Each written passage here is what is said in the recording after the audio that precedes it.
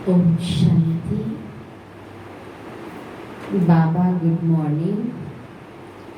आज बाबा के 14 अगस्त 2021 के महावाक्य हैं। बाबा ने सार में कहा, मीठे बच्चे, तुम ड्रामा के गुप्त राज को जानते हो कि ये संगम युग ही जड़ती कला का युग है। सतयुग से लेकर कलाएं कम होती जाती है। बाबा ने प्रश्न पूछा, सबसे उत्तम सेवा कौन सी है और वो सेवा कौन करता है? सबसे उत्तम सेवा कौन सी है और वो सेवा कौन करता है? ये बाबा ने प्रश्न पूछा। बाबा उत्तर में कहते हैं, भारत को स्वर्ग बनाना, रंग को राव बनाना, पतित को पावन बनाना, ये है सबसे उत्तम सेवा। ऐसी सेवा एक बाप के सिवाय और कोई भी कर नहीं सकता। बाप ने ऐसी महान सेवा की है, तभी तो बच्चे उनकी इज्जत करते हैं।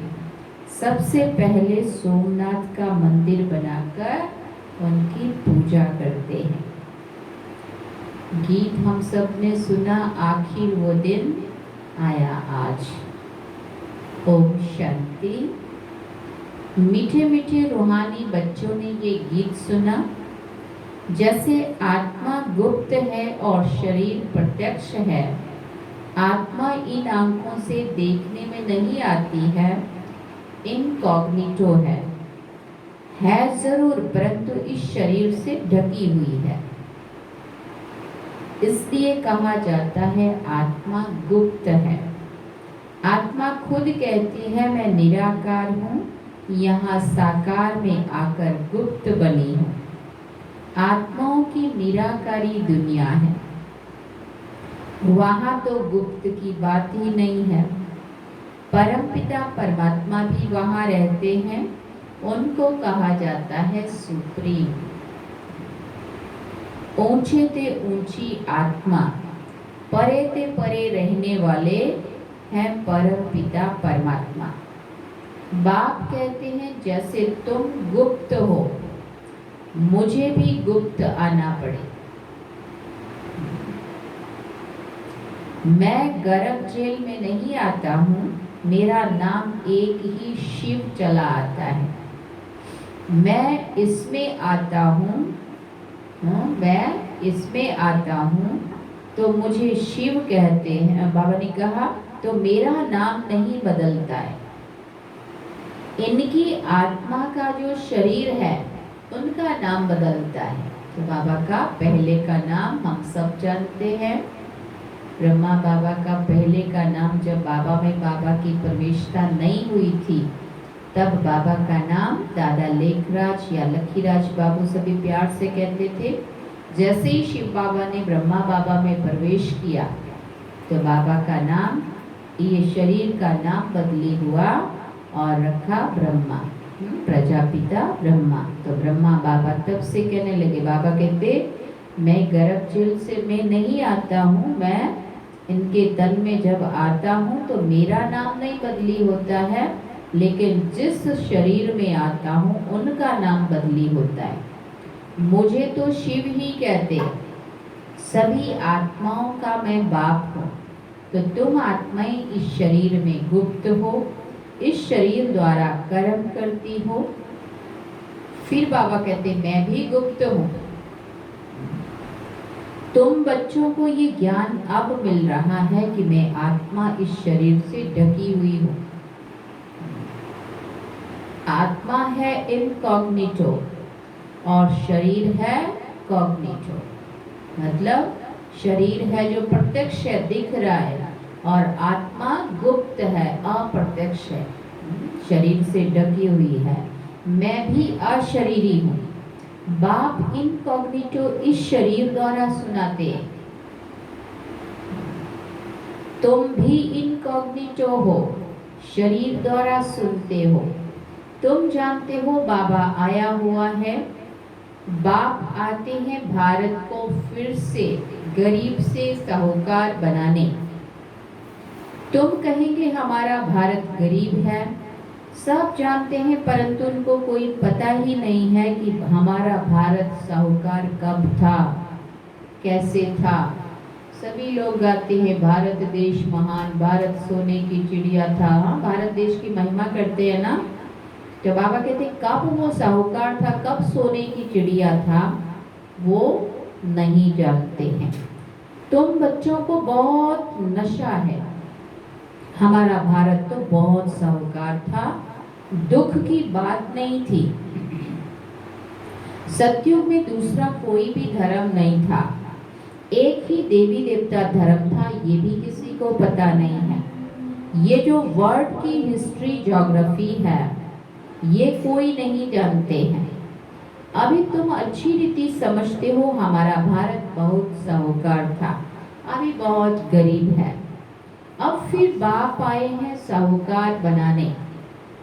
भारत सतयुग में बहुत साहूकार था, जबकि देवी देवताओं का राज्य था। फिर राज्य कहाँ चला गया, ये कोई नहीं जानते हैं। ऋषि मुनि आदि भी कह देते हैं हम रचता और रचना को नहीं जानते हैं। बाप कहते हैं सतयुग में इन देवी देवताओं को रचता रचना का ज्ञान नहीं था, आदि मध्य अंत को नहीं जानते थे। अगर उनको ये ज्ञान हो कि हम सीढ़ी नीचे उतरते रसा ताल में चले जाएंगे, तो बादशाही का सुख भी ना रहे। बाबा कहते चिंता लग जाए। अभी तुमको चिंता लगी हुई है कि हम तमो प्रधान से सतो प्रधान कैसे बने। हम आत्माएं जो निराकारी दुनिया में रहती थी, वहां से फिर कैसे सुख धाम में आई, ये भी ज्ञान है। हम अभी चढ़ती कला में है, ये 84 जन्मों की सीढ़ी है, इसके बीच में क्या होता है ये भी तुम बच्चे जानते हो। सतयुग में सभी तो नहीं आएंगे ना। ड्रामानुसार हर एक एक्टर नंबरवार अपने अपने समय पर आकर पार्ट बजाएंगे। अभी तुम बच्चे जानते हो गरीब निवाज किसको कहा जाता है, दुनिया नहीं जानती है। गीत में भी सुना आखिर वो दिन आया आज, ये सब है भक्ति। भगवान कब आकर हम भक्तों को इस भक्ति मार्ग से छुड़ाए सदगति में ले जाते हैं, ये भी समझा है। राम राज्य रावण राज्य किस चीज का नाम है, ये भी कोई मनुष्य नहीं जानते हैं। अभी तुम बच्चे समझते हो बाबा फिर किस चीज का नाम है। बाबा फिर से आ गया है इस शरीर में। शिव जयंती भी मनाते हैं तो शिव जरूर आते हैं, ऐसे भी नहीं कहते हैं कि पहले नंबर में था, ऐसे भी नहीं कहते हैं कि मैं श्री कृष्ण के तन में आता हूँ। नहीं, बाप कहते हैं श्री कृष्ण की आत्मा ने 84 जन्म लिए हैं। जो पहले नंबर में था वो अभी अंत में है। बाबा ने कहा तत्त्वम, मैं तो आता ही हूँ साधारण तन में, तुमको आकर बतलाता हूँ तुम कैसे 84 जन्म भोगते हो। इस समय देवता धर्म का तो एक भी अपने को समझते नहीं है, क्योंकि सतयुग को बहुत दूर ले गए हैं। कल्प की आयु लाखों वर्ष लिख दी है। बाबा ने कहा वास्तव में ड्रामा की हिस्ट्री तो बहुत छोटी है, इसमें कोई भी धर्म की 500 वर्ष की, कोई की 2500 वर्ष की हिस्ट्री है। तुम्हारी हिस्ट्री है 5000 वर्ष की। देवी देवता धर्म वाले ही स्वर्ग में आएंगे और धर्म वाले तो आते ही बाद में हैं। देवता धर्म वाले ही और धर्मों में कन्वर्ट हो गए हैं। ड्रामानुसार फिर भी ऐसे ही कन्वर्ट हो जाएंगे, फिर अपने अपने धर्म में लौट कर आएंगे। बाप समझाते हैं बच्चे, तुम तो विश्व के मालिक थे, तुम अभी समझते हो बाबा स्वर्ग की स्थापना करने वाला है, तो हम क्यों नहीं स्वर्ग में होंगे? बाप से हम वर्षा जरूर लेंगे। तो इससे सिद्ध होता है कि ये हमारे धर्म का है। जो नहीं होगा वो यहाँ आएगा ही नहीं। कहेंगे पराये धर्म में क्यों जाएं? तुम बच्चे जानते हो सतयुग नई दुनिया में देवताओं को बहुत सुख था। सोने के महल थे। सोमनाथ के मंदिर में कितना सोना था, ऐसा कोई दूसरा मंदिर होता ही नहीं है। उसमें बहुत हीरे जवाहरात थे। बौद्ध आदि के कोई हीरे जवाहरों के महल नहीं होंगे। तुम बच्चों को जिस बाप ने इतना ऊंच बनाया है, उनकी तुमने कितनी इज्जत रखी है।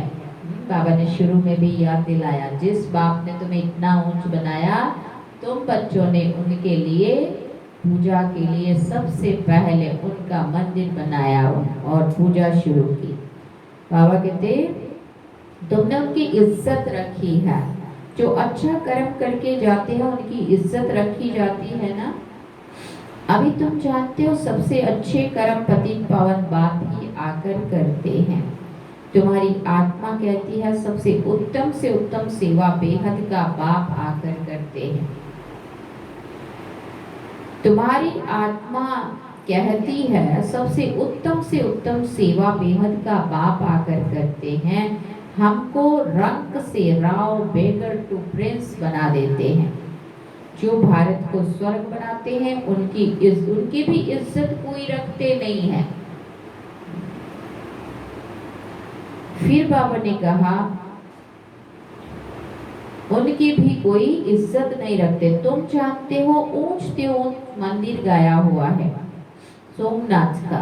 ऊंचते ऊंच मंदिर कौन सा गया हुआ है? तो सबसे पहले पूजा पाठ भक्ति जहाँ से शुरू हुई, सोमनाथ का मंदिर, जिनको लूट कर ले गए। लक्ष्मी नारायण के मंदिर को कभी कोई ने लूटा नहीं है, सोमनाथ के मंदिर को लूटा है।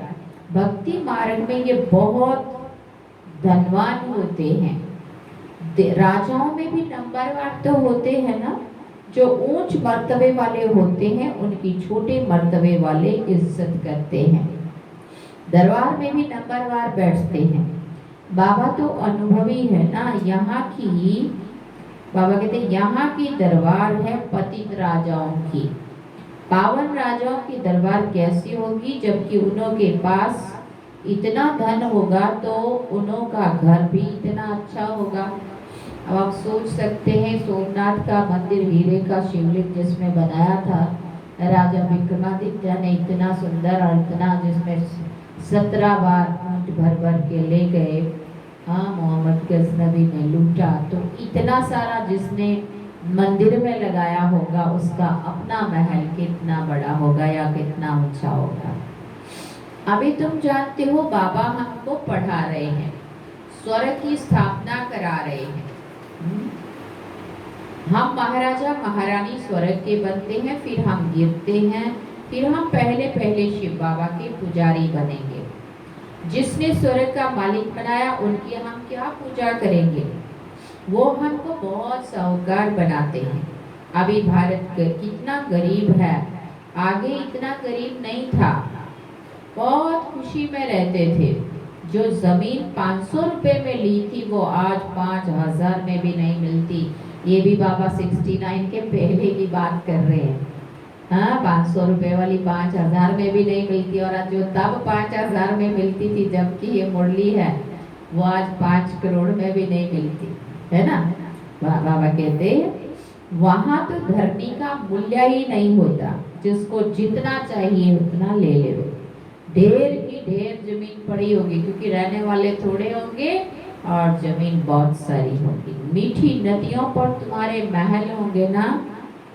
मनुष्य बहुत थोड़े होंगे, प्रकृति दासी होगी, फूल फल आदि बहुत अच्छे मिलते रहते हैं। अभी तुम कितनी मेहनत करते हो, लेकिन सूखा पड़ जाता है तो अन्न नहीं मिलता है। तो गीत सुनने से तुम्हारे रोमांच खड़े हो जाने चाहिए। बाप को गरीब निवाज कहते हो, अब अर्थ समझाना। किसको साहूकार बनाते हैं? जरूर यहाँ जो आएंगे उनको साहूकार बनाएंगे ना। तुम बच्चे जानते हो हमको पावन से पतित बनने में 5000 वर्ष लगे हैं। अभी फिर फट से बाबा पतित से पावन बनाते हैं, ऊंच से ऊंच बनाते हैं। 1 सेकंड में जीवन मुक्ति मिल जाती है। कहते हैं बाबा हम आपके हैं। बाबा कहते बच्चे तुम विश्व के मालिक हो। बच्चा पैदा हुआ और वारिस बना, कितनी खुशी होती है। लेकिन बच्ची को देखकर चेहरा ही उतर जाता है। ये भी उसी जमाने की बात है। अभी तो बच्ची हो क्या बच्चा हो, सब का सब लोगों को कोई फर्क इतना नहीं पड़ता। यहाँ तो सभी आत्माएं बच्चे हैं। हम स्वर्ग के मालिक बन जाएं। अब पता पड़ा है कि हम 5000 वर्ष पहले भी विश्व के मालिक थे। बाप ने ऐसा समझाया था। शिव जयंती भी मनाते हैं ना, परंतु ये नहीं जानते कि वो कब आया था। लक्ष्मी नारायण का राज्य कब था, कुछ नहीं जानते। वास्तव में भारत की आबादी सबसे बड़ी होनी चाहिए। भारत की बाबा ने कहा भारत कब था, या भारत की जमीन भी सबसे बड़ी होनी चाहिए। लाखों वर्ष हो तो फिर जमीन भी बहुत चाहिए। बाबा कहते सारी दुनिया की भी जमीन पूरी ना हो, लाखों वर्ष में कितने मनुष्य पैदा हो जाते, अनगिनत मनुष्य हो जाए। इतने तो है नहीं। ये सब बातें झूठी बैठ बाप समझा। ये सब बातें बाप बैठ समझाते हैं, मनुष्य सुनते हैं तो कहते हैं कि बातें तो कभी सुनी नहीं है, ना कोई शास्त्रों में पढ़ी, ये तो वंडरफुल बातें हैं। अभी तुम बच्चों की बुद्धि में सारे चक्र की नॉलेज है। ये बहुत जन्मों के अंत में अब पतित आत्मा है, जो सतो प्रधान थे सो आप तमो प्रधान बने हैं, फिर सतो प्रधान बनना है। अब आत्माओं को शिक्षा मिल रही है। आत्मा शरीर द्वारा सुनती है तो शरीर झूलता है, क्योंकि आत्मा सुनती है ना। बरोबर हम आत्मा ने 84 जन्म लिए हैं, 84 माँ बाप भी जरूर मिले होंगे। ये भी हिसाब है ना, बुद्धि में आता है। हम 84 जन्म लेते हैं, फिर और कमती जन्म वाले भी होंगे, क्योंकि सभी के तो 84 जन्म नहीं होते हैं। ये भी हिसाब है ना, बुद्धि में आता है। 84 जन्म लेते फिर और भी कमती वाले जन्म वाले होंगे। ये बाबा ने कहा मिनिमम मैक्सिमम का हिसाब होगा ना, कम से कम एक और मैक्सिमम 84। बाप बैठ समझाते शास्त्रों में क्या क्या लिख दिया है तुम्हारे लिए, तो फिर भी 84 जन्म कहते हैं। मेरे लिए तो अनगिनत बेशुमार जन्म कह दिया। 184 है ना। कण कण में बसा, जिधर देखता हूँ तू ही तू है, श्री कृष्ण ही कृष्ण है। मथुरा वृंदावन में कहते हैं श्री कृष्ण सर्वव्यापी है। राधे पंथ वाले फिर कहेंगे राधे ही राधे, कहेंगे हम राधा स्वामी हैं, श्री कृष्ण स्वामी और है, वो राधे को मानते हैं। जिधर देखता हूँ राधे ही राधे। अभी बाबा ने कहा तुम भी राधे हम भी राधे। अब बाप बैठ समझाते बरोबर मैं गरीब निवाज हूं ना, भारत ही सबसे साहूकार था, अभी सबसे गरीब बना है, इसलिए मुझे भारत में ही आना पड़ता है। ये बना बनाया ड्रामा है, इसमें जरा भी फर्क नहीं पड़ सकता। ये ह्यूज ड्रामा है। ड्रामा जो शूट हुआ वो हूबहू रिपीट होगा। फिर बाबा ने कहा ड्रामा का भी पता होना चाहिए ना। ड्रामा माना ड्रामा, वो होता है हद का ड्रामा और ये है बेहद का ड्रामा। इसके आदि मध्य अंत को कोई नहीं जानते हैं। तो गरीब निवास निराकार भगवान को ही मानेंगे, श्री कृष्ण को नहीं मानेंगे। श्री कृष्ण तो धनवान सत्युग का प्रिंस बनता है, भगवान को तो अपना शरीर है ही नहीं। वो आकर तुम बच्चों को धनवान बनाते हैं, तुमको राज्यों की शिक्षा देते हैं, वो भी नर से नारायण बनते हैं।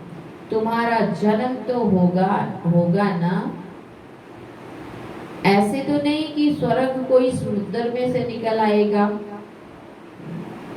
श्री कृष्ण ने भी जन्म लिया ना, कंसपुरी आदि तो बाबा ने कहा कंसपुरी आदि तो उस समय थी नहीं।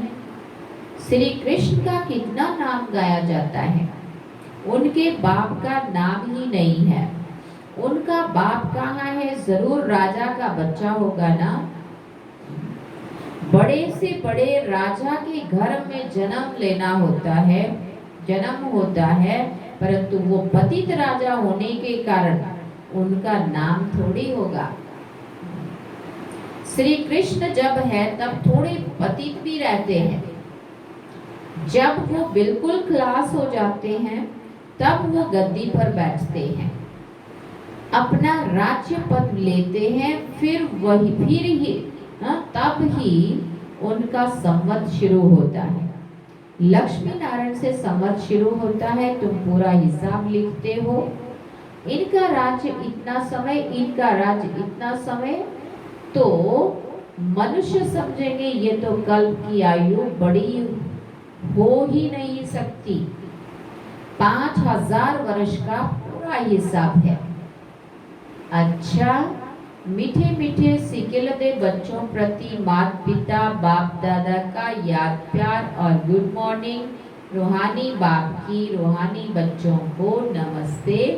हम रूहानी बच्चों की रूहानी माता पिता बाप दादा को दिलवा जान सिकवा प्रेम से याद प्यार, गुड मॉर्निंग, नमस्ते, थैंक्स बाबा।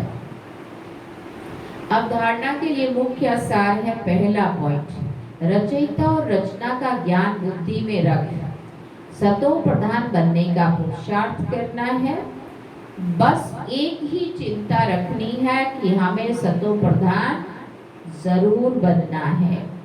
दूसरा पॉइंट है, इस बेहद के ड्रामा को बुद्धि में रख अपार खुशी में रहना है। बाप समान इज्जत पाने के लिए पतितों को पावन बनाने की सेवा करनी है। बाबा ने आज के वरदान में कहा, एवर रेडी बन, हर परिस्थिति रूपी पेपर में फुल पास होने वाले एवर हैप्पी भव। एवर रेडी बनकर परिस्थिति रूपी पेपर में फुल पास होने वाले एवर हैप्पी भव। जो एवर रेडी है उनका प्रैक्टिकल स्वरूप एवर हैप्पी होगा। कोई भी परिस्थिति रूपी पेपर व प्राकृतिक आपदा द्वारा आया हुआ पेपर व कोई भी शारीरिक कर्म भोग रूपी पेपर आ जाए, इन बाबा ने कहा इन सब प्रकार के पेपर्स में फुल पास होने वाले को ही एवर रेडी कहेंगे। जैसे समय किसी के लिए रुकता नहीं है, ऐसे कभी कोई भी रुकावट रोक ना सके। माया के सूक्ष्म व स्थूल विघ्न का एक सेकंड में समाप्त हो जाए, तब एवर हैप्पी रह सकेंगे। बाबा ने स्लोगन भी कहा, समय पर सर्व शक्तियों को कार्य में लगाना, अर्थात समय पर सर्व शक्तियों को कार्य में लगाना अर्थात मास्टर सर्व शक्तिवान बनना। अच्छा, ओम शांति। ये थे आज के बाबा के महावाक्य जो हम सब ने सुने। बाबा ने सार में कहा, मीठे बच्चे तुम ड्रामा के गुप्त राज को जानते हो कि ये संगम युग ही चढ़ती कला का युग है। सतयुग से लेकर कलाएं कम होती जाती है। अच्छा, अभी 1 मिनट हम बाबा को याद करें।